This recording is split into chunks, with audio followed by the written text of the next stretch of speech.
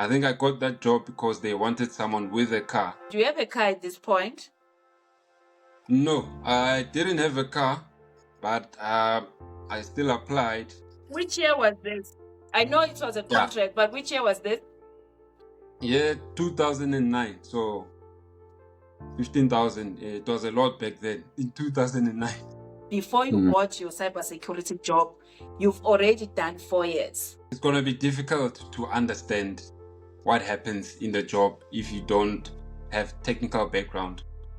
Hey guys, welcome to the village. Today we have Tebogo, who is a cybersecurity analyst with 8 years of IT experience and almost 2 years in cybersecurity. What I can tell you is the guy has been grinding. He's been on the grind.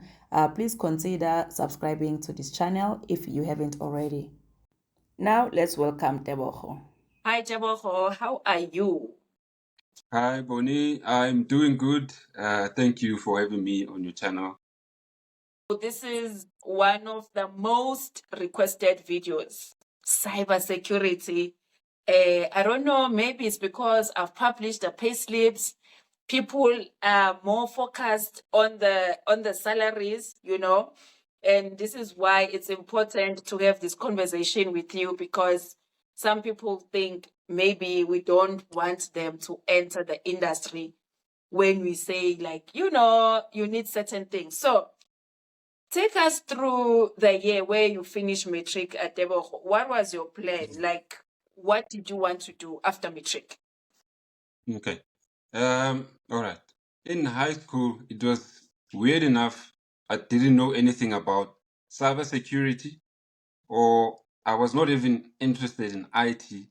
My plan was to go into architecture because I was good in drawing and I did technical drawing in high school. So I went to a technical high school. There was motor mechanic, there was electrical engineering, and there was civil engineering. So I thought I'll be in those fields, not IT, not cybersecurity. So after high school, I was fortunate enough to go to the South African Navy. So I spent 2 years in Cape Town, where we did, it was a program for 2 years. So I was there in Cape Town for 2 years. Maybe they were giving us very little money, maybe like 2,000 or 3,000. And then after after the program completed after 2 years, they gave us, I think it was 12,000 or 14,000 then. So I used that money to register for a computer course when I came back home in Pretoria. So after you got your certificate from this college, how long was your course for, the N+ course? Okay. So remember, I started at the private college doing a normal intro to PC course, right? Because I just wanted to start with the basics to understand what is a computer, what is technology. And then I went to another private college called CTU Training, which is in Pretoria. That's where I learned N+, and I did that course for 3 months. And N+, there was 2 exams, yeah. And I was using the money that I got from the Navy. Remember when we left, they gave us 12,000. So I was using that money. And then after I got that A+, that's when I was fortunate enough to get a contract job, the first IT job that I got. I think I got that job because they wanted someone with a car. So that's how I was able to get that experience of IT. And I'd say that experience, yeah. So you mentioned a car. Did you have a car at this point? No, I didn't have a car, but I still applied, because the reason for that is because my mother had a car, but it was just parked. So my plan was to apply for this job and then go to my mother and say, can I use your car for this job? And yes, she agreed.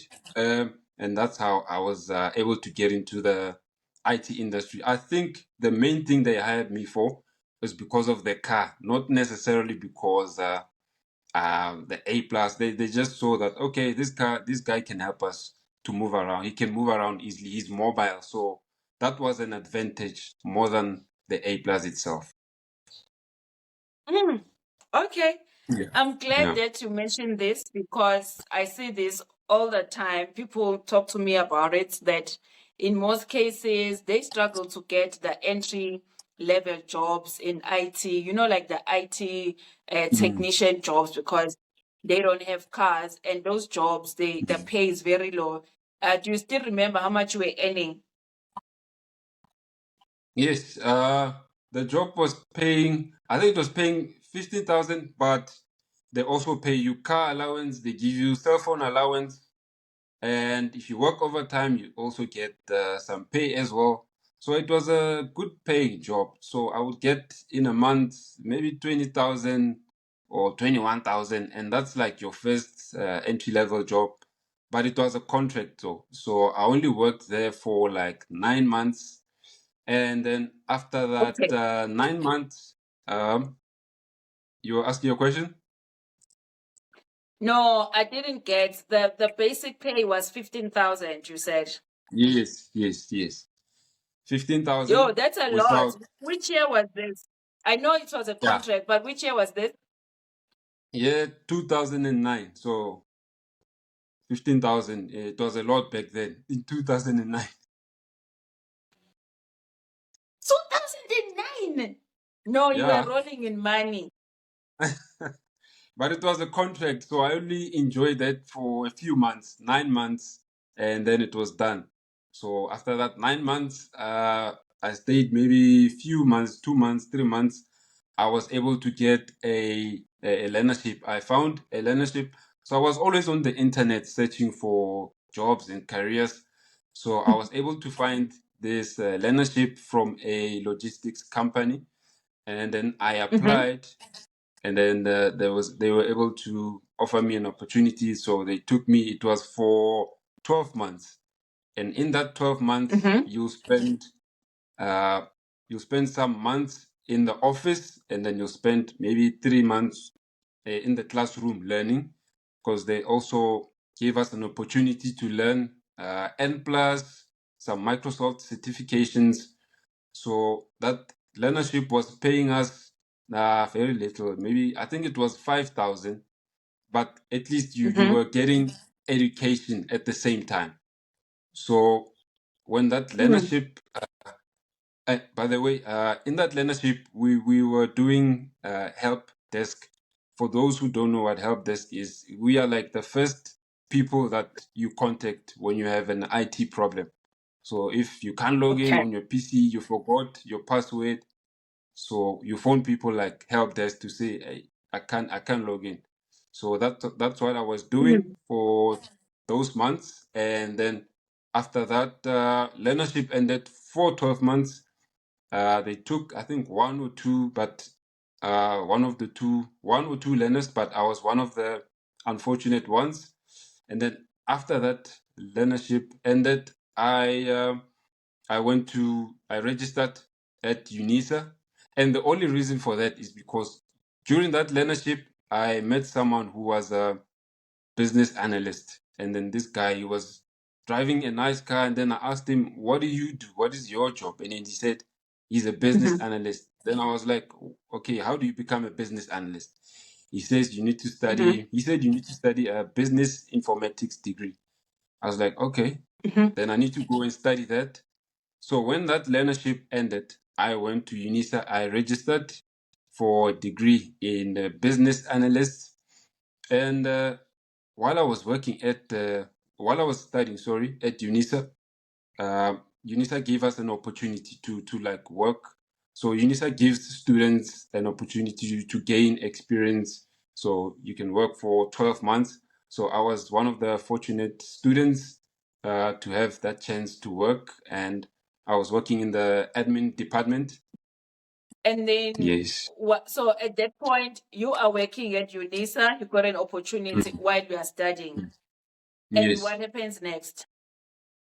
Um, okay, so while I was at UNISA, I was still searching on the internet for IT related jobs, because I wanted to use all this experience that I got from the learnership and from the IT technician position. And luckily at UNISA I was earning, I think, 10,000. And while I was searching for jobs at UNISA, I did get a help desk job at the logistics company where I'm currently working. And I got that job because I already have a learnership experience where I was doing help desk. And then I applied. Oh. Yeah, so I used that experience. And then I applied. Plus, also I had the certificates which we got from the learnership. So A+, N+, and some Microsoft certifications. So I went for the interview, I passed, and then I started working there. And then I worked there as a help desk. I started as a night shift doing help desk. And I worked for 4 years night shift doing help desk. Then they moved me over to day shift, senior help desk. And while I was working there for those day shift doing help desk, I was able to study further. I did the Security Plus certification, and then Okay. luckily, yeah. So what gave you the idea? So at this point, you are doing your help desk. No shame, you've been grinding, I must say. You've been grinding. Yeah. You know, guys, when you talk about someone that didn't have like overnight success, it's not something that just happened. Like you know how we see it on the internet now. It's like, hey, people just went and did the certification, boom, boom, they're earning a lot of money. And this is why I really wanted to have this conversation with you. You are grinding now, and then what brings you the idea, cybersecurity? Okay. While I was working at the help desk, there was a department called cybersecurity there where I was working in IT. And so I was asking one of the guys, like, what do you do? What is this cybersecurity thing? What do you study to get into the cybersecurity department? That's where I learned about the Security Plus. And then that's when I decided to register and go and do this certification. So I did that certification, self-study. So I was just learning on the internet. But obviously, I did consult with the guys who already have that certification, so that at least I can get some guidance. Then I was able to pass. And then there was a position in that department before, but I never got it the first time. Yeah, some other guy got that position. And then another thing is I was marketing myself in that department. The reason for that is because someone told me that you need to build relationships or build your name, like build your brand, market yourself so that you become top of mind. When people think about an opportunity that they want to give to someone, your name will pop up. So what I did is I volunteered in like taking away the small tasks that they were doing in that department, because I wanted to see and learn what exactly are they doing. So every time, like when somebody phones and say they have an IT problem, I'm as the help desk person, I would receive that call, but I would try and figure out and try to resolve it before I send it to the senior guys, like the cybersecurity guys. So I would try and make their job easier. So in that way, I was able to build my name. So those departments, they knew that, okay, that other guy called Tebogo, he's always he's always asking questions about what is this, how do you fix that? He doesn't just send stuff to us and say, those senior guys, they will sort it out. So I think that helped me the most when there was an opportunity. There was an advert to say we need another cybersecurity analyst in our department. I applied, I went for the interview, I passed. But the main thing that helped me, I'd say, is the relationship building helped me the most, more than the certificate, more than the Security Plus. So volunteering, building a Actually, brand name. Yeah. I would like to add to what you are saying. Yes, relationship building, yeah, but you were not just building the relationship, just chilling and not doing anything. So we need to get that clear, because people, especially now, because there's social media, we have access to so many people. People just think just because they know you, or like they haven't put in any work, just because they have access to you, so you must just help them. But when you look even how they present themselves, right, in terms of communication, the way they write the DM, the way they write the email, right? And then when you go through their stuff, they haven't really put in any work. But just because they have access to you, they just expect you to plug them. That's the word they use. Oh, please plug me. But you haven't put in any work, nothing. Yeah.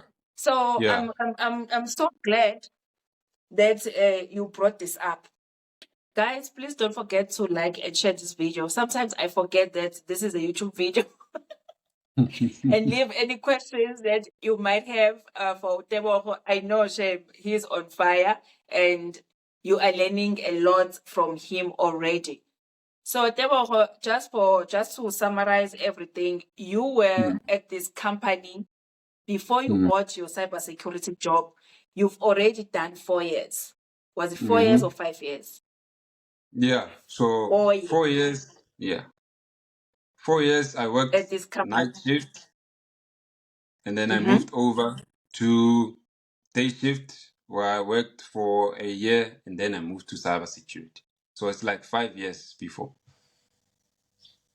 5 years in total. So Yeah. at this point where you got your first job, which certificates did you have? Cybersecurity certificate did you have?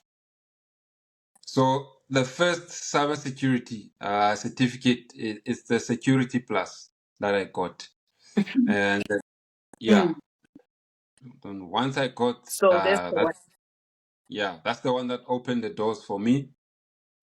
It will teach you the basics. Yeah, that's where you get to know what is cybersecurity.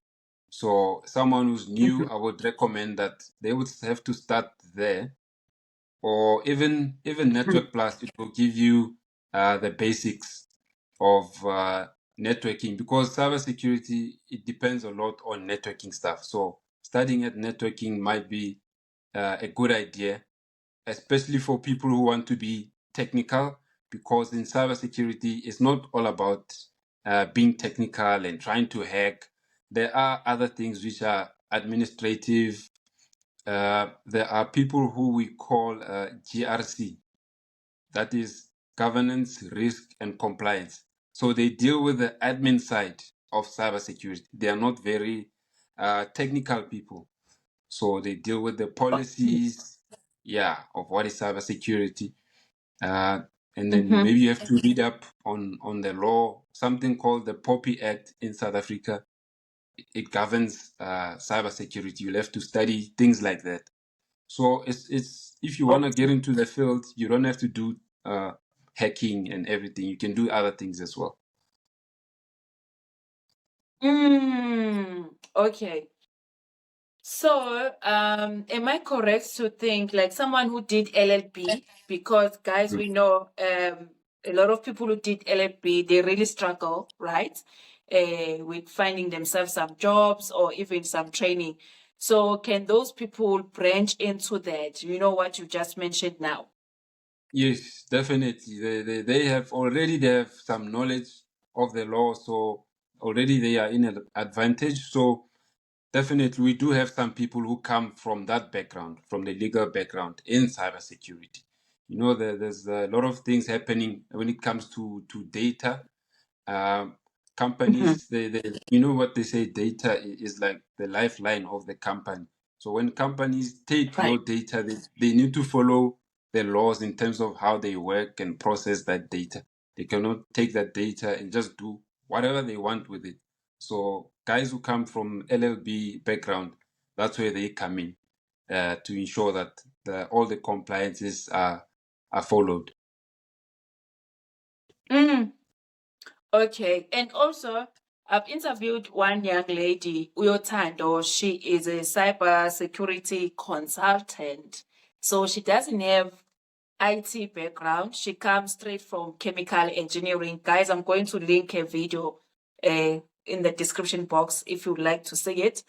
So with her, she just went straight from chemical engineering. She's a consultant, right? So she's not very technical, but you are technical, right? So I'm gonna ask you questions that are related to what you do. Okay. Do you think it's possible for someone to get into what you do without IT background, like networking background, for instance? It's going to be difficult to understand what happens in the job if you don't have technical background, or to do what I do specifically. It's going to be difficult. You need to know what is an IP address, how does it work. So if you don't know those technical terms, your job might be very difficult. But one thing I want to mention is you can get in if you don't have a IT degree. You can still get in only with certificates. So you can do certificates like how I did, and you can learn the basics through Network Plus, and then you can do what I do. But you still need a technical background. Okay, because the degree part, well, I know we are not even discussing that now. We've already established that we can do this with just certifications. Okay. However, what I want to highlight when I Tebogo, right, is the experience side of it, right? Oh, Ukuthi, I see. can you do it without the technical experience? That's what I want us to highlight. And I think you've mentioned it now. It will be difficult because, guys, think about it.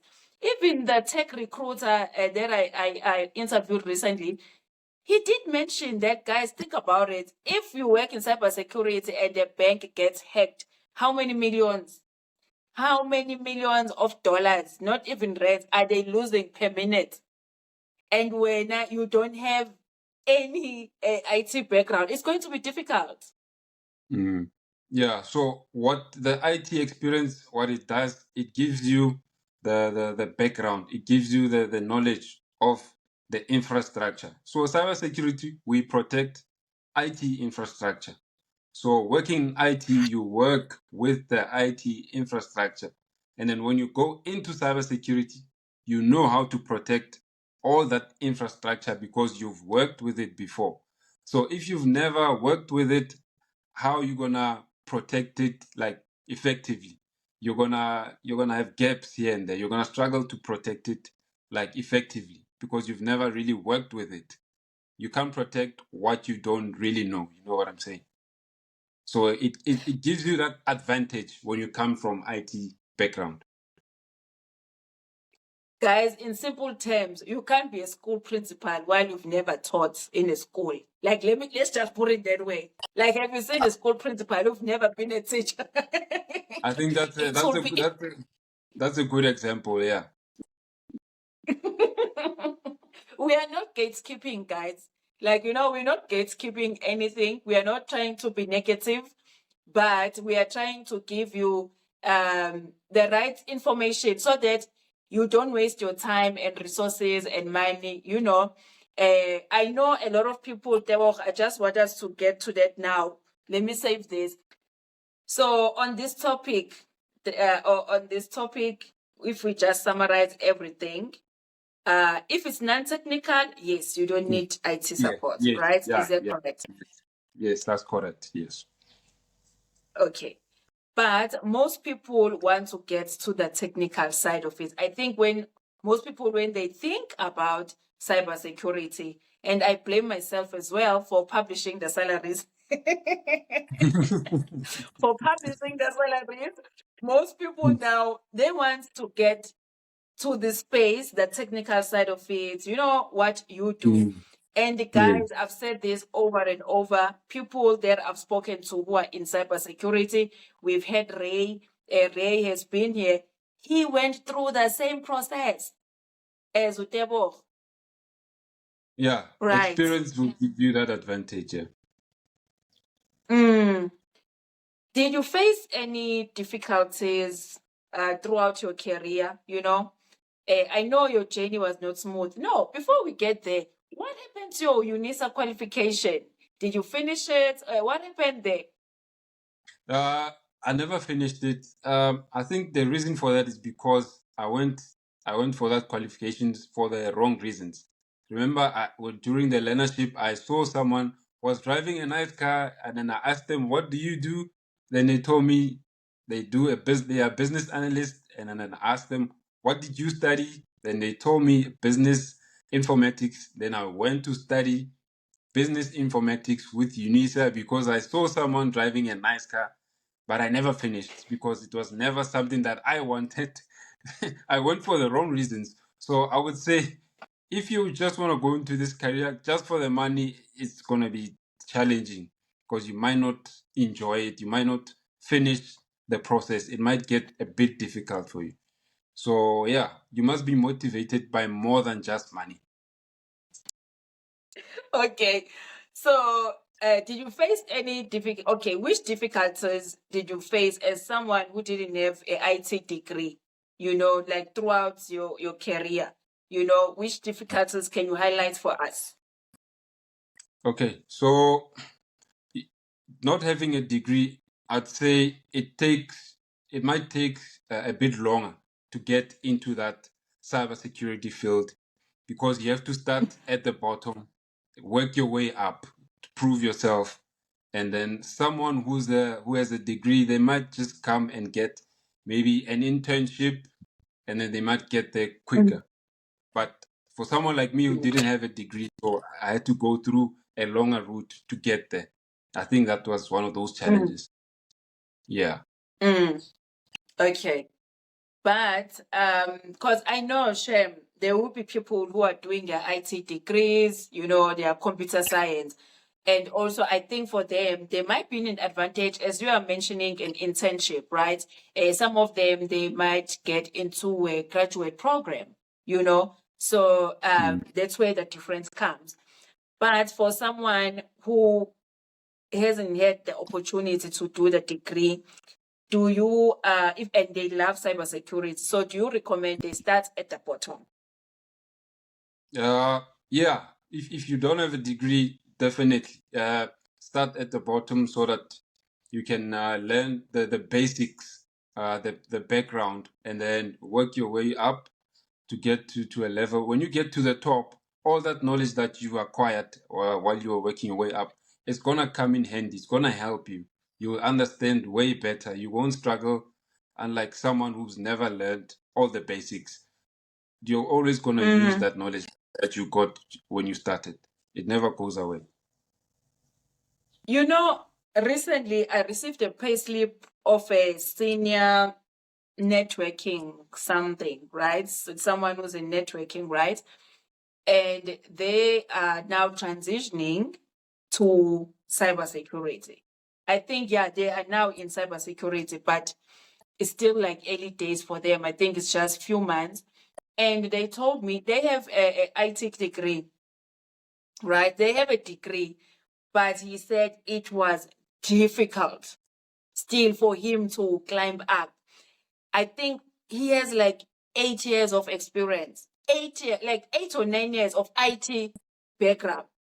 Like he's been trying at the company, but also I think sometimes it depends where you are. I think you are in a smaller company because he's in a big company, a JSE listed company. But it was still difficult for him.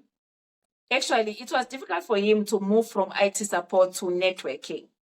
Everywhere, he told me, Boni, everywhere I applied, they would tell me that they have a networking engineer. Like they don't need another one. And then he tried. And then years later, even at his job, he couldn't get like a networking engineering position. And years later, he got it. And then now he's moving to cybersecurity. So sometimes maybe it's also about luck. Yes, that counts. You're right. The company that you work for, it also matters. Some companies are more open. The person that you work for, maybe your manager, if you work for a nice person who can allow you to have opportunities in other departments, that matters too. So it's not easy to get into the industry. So some people might think we are trying to gatekeep, but the honest truth is that cybersecurity is not easy to get into. The certificates are also very expensive. To do these certificates, some of us, we do them through the companies that we work for, because they are not cheap. These are like international certificates, and the exams also are expensive. So it's not an easy industry to get into, but once you're in, I think the gates are open. You can really fly. But yeah, so it depends on the company, it depends on the boss. Yeah, those are the very important things. Yeah. Guys, please don't forget to like and share this video and leave any questions you might have for Tebogo. Tebogo, you know, I have this small group that is there's a group that is trying to get into the tech industry. Cybersecurity is not part of this. I created a guide, right? So I created a guide to just guide people who want to get into the technology industry without the IT degree. But I didn't include cybersecurity.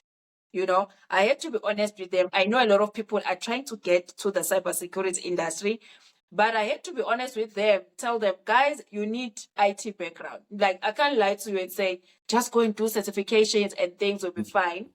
So, but Yeah. I know in that group, there are people who still said, oh, you know, if you're going to sit with a cybersecurity analyst, please ask him these questions. So I just want to ask you those questions. What is a typical day look like for a cybersecurity analyst? Okay, I can speak about my job, because we are not all the same in cybersecurity. We don't all do the same things. So for me, I protect the company's data. That's my job. So that means on a typical day, my job is to find when I get into the office, I have to speak to different departments, find out what is the most sensitive data in their department.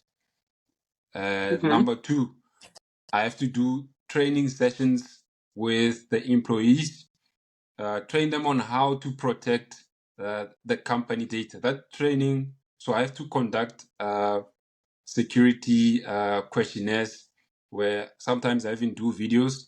So I have to train the employees to say, this is how you protect the company data. This is how you see a fake email from a hacker trying to get invoices or trying to get money or data from the company.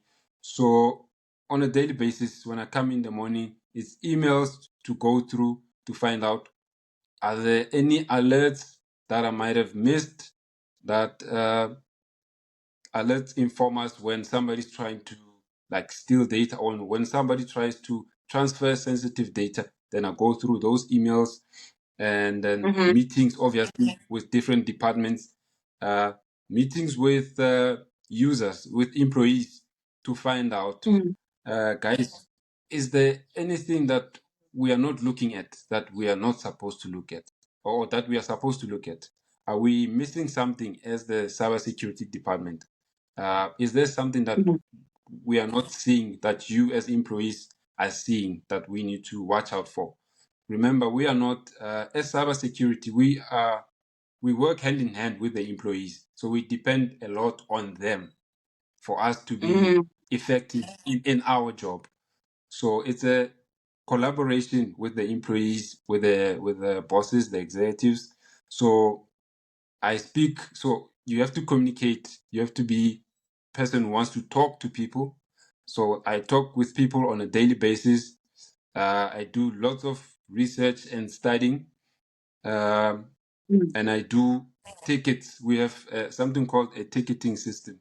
People log calls when there's a suspected issue or suspected hack or whatever. They log tickets through that ticketing system. So we go through those tickets to look around and see, is this something that is a risk to a company? And then we try and troubleshoot. So Mm. those are the things that we do on a daily basis. So yeah. Okay. The next question is, what aspects of your job are challenging?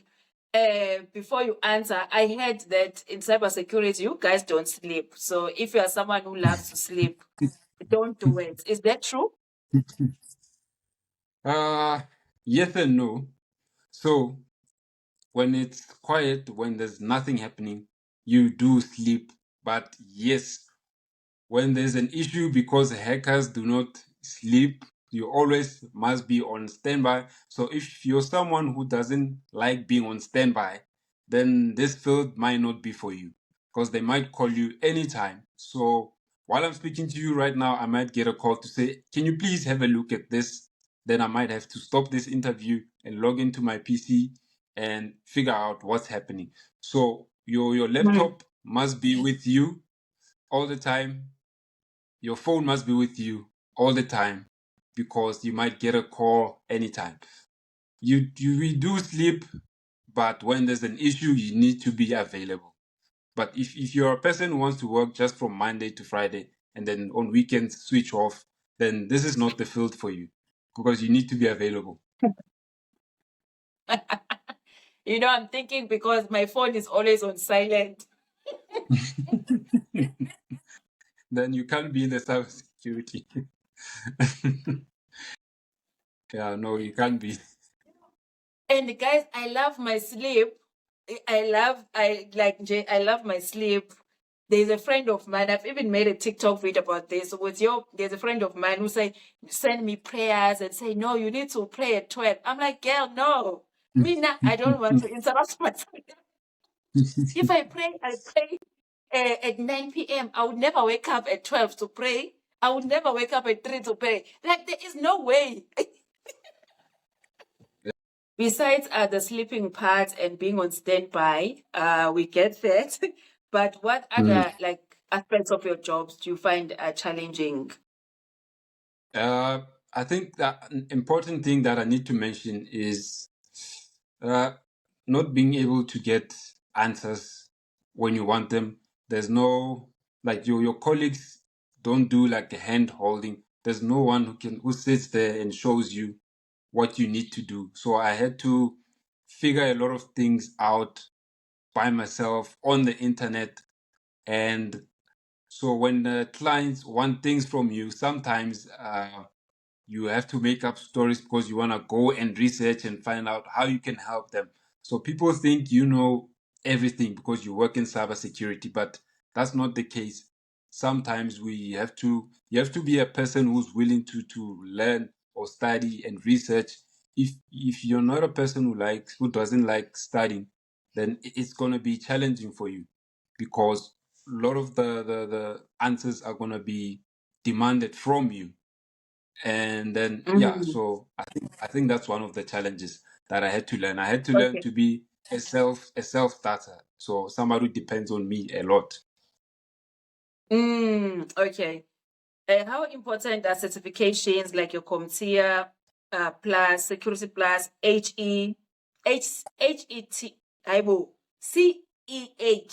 so CEH. Yes. And which Yes, yeah. specialization that do you think is most in demand in South Africa? Certifications are important, but so is hands-on labs. So there are platforms where you can use to get like practice to see how things work, because certificates will give you a lot of theory, but if you go to these platforms like Try Hack Me, you will learn a lot. You can see, okay, this is how things work. Yeah. So certificates are important. Hands-on practice labs are important. And then which specialization is more in demand in South Africa? South Africa right now, because of AI, there's a lot of cybersecurity AI specialists that are going to be in demand. There's something called ethical hacking. So in cybersecurity, there's a job position called ethical hacking. Companies, they hire these ethical hackers to try and hack their companies so that they can expose the gaps that are there. So basically, they hire you to break in so that they can see where they need to fix. To say, oh, we didn't add this, we didn't add a locker there, we didn't add this system to defend that. So a ethical hacker will expose all of those weaknesses in a company so that the company can protect themselves better. So I think those are the two positions that I will look at in cybersecurity. Okay. So I see here someone is asking which programming languages should I learn or tools to learn to get technical skills. Okay. I don't think this is relevant to cybersecurity because you don't learn programming in cybersecurity, right? No, you don't have to be a programmer. You don't have to know programming. So you can be in cybersecurity without any programming. Okay, so how to stand out as an applicant when applying for a job within this field? That's the last question. Okay, that's a good question. If I was starting out in cybersecurity, or if I was someone who wants to get into the cybersecurity, and then I wanted to apply for jobs, what I would do, I would try and build a brand. That means I would have to go to places like LinkedIn, talk about all the projects that I'm doing. If it's possible, if you can record yourself doing some of those projects, I think you should do that. And then upload all of that on places like LinkedIn, and then talk about what are you doing and then what is the outcome. And then you must add all of those things to your CV. Maybe you'll add the links to your projects on your CV to say, this is what I did during when I was doing the hands-on labs. I was able to do 1, 2, 3. And then if you want to see more, here's the link to the projects on my LinkedIn that I was doing. So if you can do the certificates and then you can do the projects, hands-on labs, that will put you in a better position, because most people, they just want to do certificates and then they just want to apply. So you need to show that you can at least do something that will put you in a better position. If I'm a hiring manager, I'm looking at your CV, then I see that, okay, you do have the certificates. Then I also see that, oh, you were able to log in into this firewall, you were able to do 1, 2, 3, 1, 2, 3, and you also have a link. I might click on that link and see that, you see, you are able to do something. So that puts you in a better position than someone who just has a certificate. So I think that's what I would do. That's the advice I would give to someone. You are mentioning a good, valid point, because I almost forget that even in cybersecurity, you can have projects, because in most cases we think you need that for software engineering, right? But you can have projects for cybersecurity. So Tebogo, you're going to share with me, guys, I'm going to have it in the description box. Share with me the websites where they can, the one that they can use to practice. Right? Yes. Practice and showcase. So Tebogo kahle kahle, in summary, we tech industry, it's about show and tell. Like, you must show us and tell us how you did it. That's it. Like, yes, certifications are good, because I think another thing that is frustrating a lot of people is having the qualification, whether it's a degree or a diploma or a certification, but you don't have the portfolio. Yes, that's very important. The skills that are really important: communication skills, the labs, practice skills, and then the way you are able to communicate your project, tell them what you did or what you're doing and what is the results. Those things are very important, because IT is not just about being technical, being a hacker. Communication is going to open doors for you more than your certifications. If you don't know how to articulate what you learned or what you studied or what you did in your project, it's going to be hard for someone to know that you actually know how to do things. in IT or in cybersecurity. So learn, practice how to tell people what you're working on. If you can practice that, I think it will take you much further. You're basically just selling yourself by doing that. So sales is part of IT, part of cybersecurity. Selling yourself, marketing, like just Yes. making sure that you are putting yourself out there, whether Yes. it's through doing interviews like this. I keep hearing about put yourself out there, LinkedIn, market yourself, sell yourself. Tebogo, what if I'm shy? You know, maybe I was just a nerd in high school. I mean, I was all about math and science. I'm very bright, but I'm shy. Like, I don't like talking. What can you say to me if I'm like that? I'll say that yes, it is true that a lot of the people in IT or in cybersecurity, yeah, they are like nerds. They're a bit shy. They just want to focus on the technical side of things. That is true, but it is important to try and learn how to speak. Like, record yourself, even if you don't upload those videos to any social media platform. Just record yourself and watch that video and listen to how you sound, and then just watch your body language, because you in IT we work with people. How are you gonna send your messages to people without communicating with them? So you're gonna have to learn how to connect with people, whether we like it or not. That is the nature of our industry. Cybersecurity is a lot of communicating before doing technical things. So if you are somebody who's shy, I will just say you can practice by just even on looking yourself in the mirror and then learning or how to articulate. You have a phone. Most people have phones. Just record yourself with your phone. Listen to how you sound. Look at yourself when you speak. How do you look at your body language? So those things will take you much further in IT or in cybersecurity. It's something that most of us in IT we have to learn doing. So yes, I agree that most people in IT have to get out of that shell, because you need both technical and communication. Give us some LinkedIn tips, because I see LinkedIn plays a huge role in this industry, right? And I know there's people that just create a LinkedIn profile and they never post anything. There's just their Yeah. graduation year, where they went to school. That's it. So how can we use LinkedIn effectively? So LinkedIn is for brand building. So I'll tell people that people need to know what you're about on LinkedIn.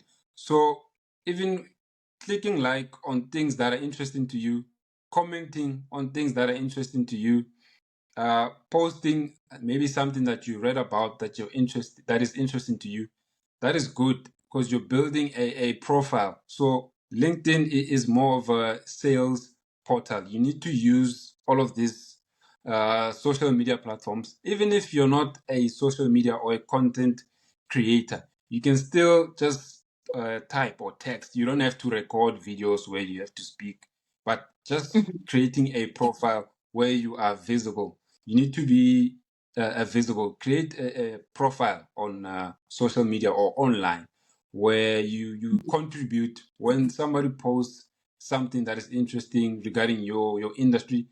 Add something as well there, because you never know where it might lead to. That's how people get jobs. That's how people build relationships. So I'd say when it comes to LinkedIn, look at it as a business marketing tool, sales tool. It's not just a social media platform that you just enter. Yeah, we just create your CV and then you leave it like that. No, build But connections also, using LinkedIn. Yeah. because also, Tebogo, people need to understand also, which, as you are mentioning, it's not a social media platform. So it doesn't matter who's liking your post. Like, how many people like the post? Like, it's not like on Instagram or TikTok, whereby we have to check, like, we have to worry about, oh, people maybe I'm not interesting because people are not using my videos. Guys, even on TikTok, I would advise you, TikTok, YouTube, especially YouTube. Tebogo has a YouTube channel, by the way. I'm going to leave it in the description box. You're going to tell us briefly about it. But TikTok, YouTube, right, and LinkedIn. Guys, it doesn't matter if people are not viewing the videos. It just does not matter. Because trust me, when someone types your name, your LinkedIn profile will pop up, right? Your YouTube profile will pop up, your TikTok profile will pop up. So it doesn't matter if people are not viewing the videos, but the most important part is you sharing your knowledge. That's how we must look at it. Recruiters are not gonna look at, oh, but your videos are not getting views. No, they're just gonna see and listen or read what you are saying about your knowledge. Like, how knowledgeable are you? That's the most important part. But I think people don't do these things because they are scared of, no. What if people don't like my post? What if no one engages with my post? So on your YouTube channel, Tebogo, what type of content is there? So on TechTech, my YouTube channel is mostly about cybersecurity, but I also talk about other tech careers. I did some interviews with people in the tech industry, and the main thing there is I want to show people how we work in cybersecurity, what we do. I want to teach people what to study, and I want to teach people like what are the trends in cybersecurity, what they have to look out for like in the future, because things change all the time. You might be studying things that are not relevant because there's new technology. So I always want to update people who want to be in the industry to say, this is what's happening, this is where we are going, so look out for these things. So yeah, that's what the channel is all about. Okay. I'm just curious, which school did you go to and how was your math? I went to Pretoria Technical High School, that was in Pretoria. Math, my math was okay. It was not I think I got maybe 70, but it wasn't higher grade. It was like standard grade.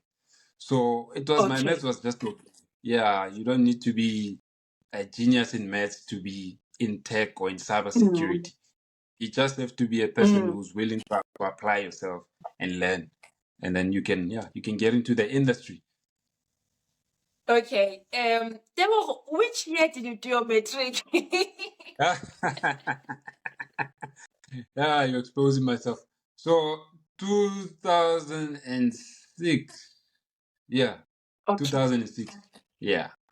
That's when I did my It's been a matric. long way, hey? Yeah, That's it's like been 15 years, it's been 16 a years long ago. time. Exactly, yeah. So I've been in the industry for a while now. Yeah. And it was not Yeah. smooth, there was this opportunity and then you take it and then something else comes up, you try it.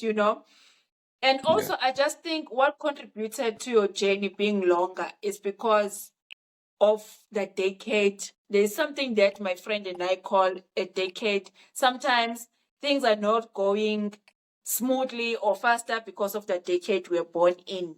Like the country was not matured. That's what we say. We say maybe you were born in a wrong decade because the country was not matured. I think there wasn't that much information like today. That's true. So yeah, if you're born at a certain time, like during that time, we didn't know what is cybersecurity. I didn't know anyone who's in cybersecurity. The internet, there was no TikTok, so there was no information. So I guess that's why maybe it took a bit longer. And those who are starting out their journey now, I think they are lucky because of this social media. Guys like us, we are able to share all this information, and then they can get into the industry much quicker. They can avoid all these mistakes that we made. They can learn from them, and then they can elevate their career much quicker. That's fantastic. Do you offer mentorship? I do a lot of online mentorship. So I'll be doing groups, WhatsApp groups. I will share the information on YouTube. So, Okay. and then, yeah, so for anybody who's interested, they can go to the YouTube channel and then I'll share all the information there. Okay, no, that's good to know. Tebogo, thank you so much for your time. We've been trying, I don't know for how many weeks to record this, but now it's finally here. I'm so happy. I know, guys, you're gonna find value. Please drop any questions for Tebogo. I know you'll find value, and yeah, he will come back to this video and engage with you. And yeah, Tebogo, I know for my group, the Get Into Tech group, we don't have cybersecurity people, but they are interested in cybersecurity. So I think I should still invite you to come have a chat with us one of the Sundays. We do it once. Yeah, we do it once a month. So you can just come share your journey with us. You know, they might be interested in something else, but I know they will learn a lot from you. Yeah, no problem. I'm here to help and share the knowledge. So yeah, anytime. Okay, thanks, Yeah. Tebogo. Bye. Say bye to the village. Thank you, guys. Thank you. Okay guys, we've come to the end of this video. I hope you found value. If you did, please like and share it with someone that might need it. Check out the links in the description box, the stuff that we spoke about. And if you are someone who would like to branch into the technology industry or transition to the technology industry without an IT degree, you can check out my guide in the description box. Our next group call is on the 9th of February. So yeah, so that's where I have a special guest that can interact with you live, and you can ask them anything you want, things that you wouldn't be able to ask on YouTube. You have an opportunity once you are part of our community. But otherwise, guys, I hope you found value from Utebza, and I will see you on the next one. Next week, I think we will do data engineering, another data analyst engineering. Okay, cheers, bye.